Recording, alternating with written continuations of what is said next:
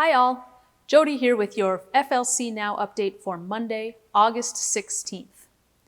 Last year, when COVID pushed us into a virtual church mode, we started a lot of new things.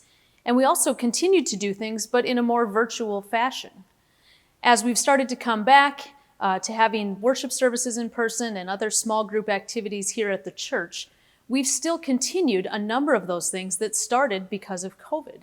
And so today I thought it would be interesting to talk about just a couple of those. A real common, frequent question that we get is, why are we still checking in when we come to worship? Why not pass the pew pads instead? And you probably noticed that when we put the hymnals back in the pew pads were not returned with them. We've actually made a decision, at least for now, to continue just with check-ins. And there's so much valuable information that comes from that. First of all, of course, it's a great way for our folks who are doing check-ins to get to know one another, to learn names and put faces and names together. Another great thing that we can see with it is really what the actual attendance is. As you may be well aware, the pew pads didn't always collect as much information as we thought they did. Many people simply passed them along to the next person, and more often than not, we couldn't read what was written. So even if somebody did fill it out, the handwriting wasn't legible, or maybe there wasn't enough data to determine who that was. By checking folks in through the digital system, we get a clear picture of who's here in worship each week, not only our members, but our guests. And with that data, any guest that checks in at worship gets a phone call from a pastor the very next day. So it's a great way for us to meet new people and make connections.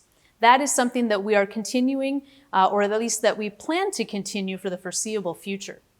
As you've heard me say before, if you have the Church Center app, you can check yourself in, which is a great way to do that when you come into worship. You'll also be able to use that app to check in at Scripture First, confirmation, and all sorts of other events that are happening here at the church. So if you don't have it yet, be sure to check that out. Another thing that came out of the virtual mode was a virtual Bible study. At the time, the pastor's Bible study, which happens every Wednesday morning at 10, was being conducted virtually and exclusively on Zoom. Folks would join the pastor each week, and they would conduct their Bible study live right on Zoom.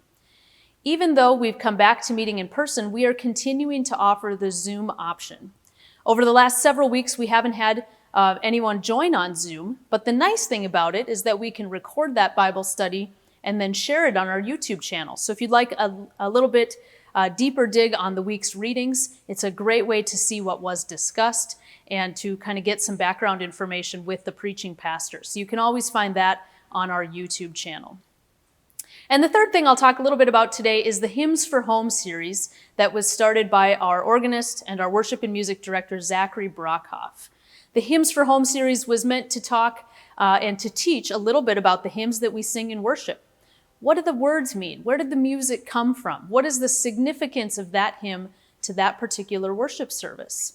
And although we're not doing them quite as frequently as we used to, we are hoping to continue to release a new Hymns for Home video each month.